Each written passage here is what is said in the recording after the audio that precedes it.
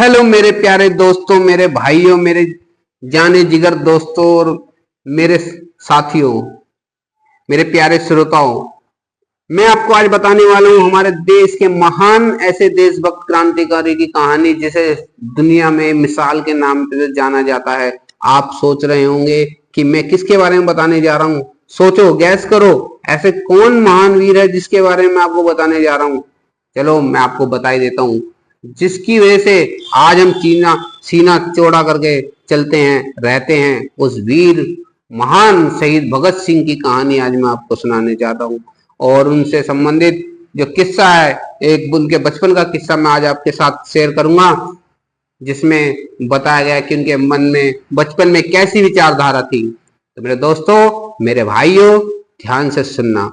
चलो स्टार्ट करते हैं। दुनिया भर में जब भी अपने देश के लिए जान कुर्बान करने वाले नौजवानों की बात आती है तो शहीद आजम सरदार भगत सिंह का नाम सबसे पहले लिया जाता है।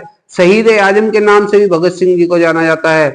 और ये हो भी क्यों ना, केवल 23 साल की उम्र में, जिस समय हमारे यहाँ बच्चे कॉलेज की पढ़ाई पूरी कर रहे होते हैं, उस उम्र में उन्होंने अपने विचारों और अपनी देशभक्ति के दम पर अंग्रेजी सरकार की जड़ें हिलाकर रख दी थी। आज भारत में ही नहीं, दुनिया भर में नौजवान शहीद भगत सिंह के जीवन से प्रेरणा लेते हैं और उन्हें अपना आदर्श मानते हैं।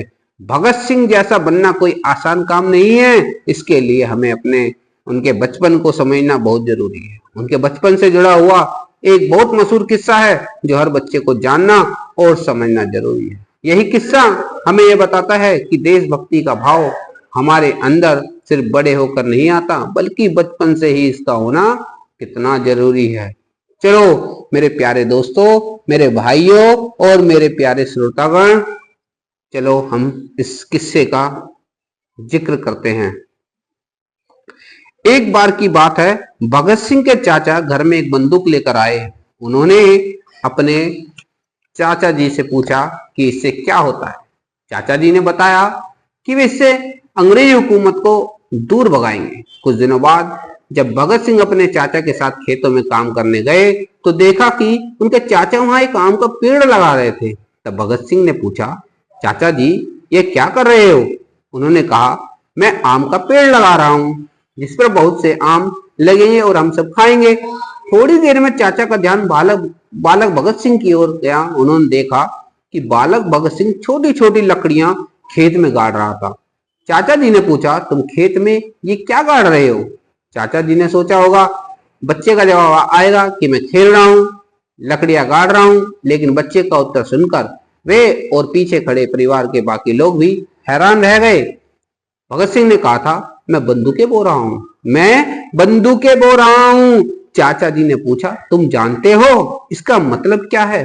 भगत सिंह बोले, मैं जानता हूं कि हमारा देश गुलाम है और हमें आजादी के लिए अंग्रेजों से लड़ने के लिए बहुत सारी बंदूकों की जरूरत पड़ेगी, इसलिए मैं बंदूकें बो रहा हूं। जब बहुत सारी बंदूकें होंगी तब हम सब अंग्रेजों से लड़ेंगे और उन्हें अपने देश से भगा देंगे। देखो मेरे प्यारे श्रोतागण, देख रहे हो उनके मन में कैसी विचारधारा थी अपने देश के लिए।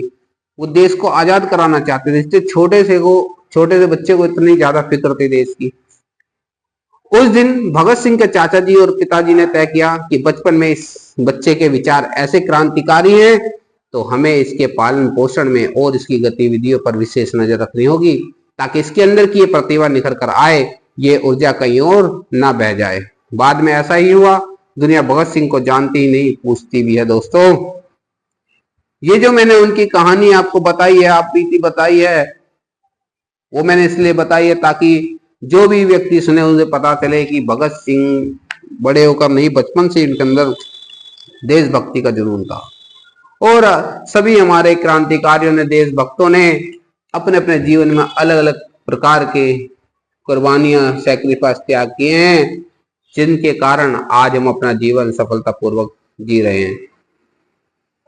तो दोस्तों, अगर ये कहानी आपको पसंद आई हो तो चैनल को सब्सक्राइब कर देना, लाइक कर देना, शेयर करना, ताकि ऐसे महान की कहानी सभी लोगों तक पहुंचे। और बेल आइकन प्रेस कर देना ताकि आपको आगे आने वाली महान चंद्रशेखर आजाद की कहानी भी सुनने को मिले। ठीक है दोस्तों, फिर मिलते हैं नेक्स्ट वीडियो में। इस वीडियो को ज्यादा से ज्यादा प्यार देना। Thank you. और एक बार और मैं बता दूं, इन कहानी में मैं अपनी सीरीज के अंदर 100 देशभक्त क्रांतिकारियों की कहानियां मैं आपको सुनाऊंगा, तो उनकी जानकारी लेने के लिए बेल आइकन जरूर प्रेस कर देना। फिर मिलते हैं दोस्तों नेक्स्ट वीडियो में। बाय। जय हिंद, जय भारत।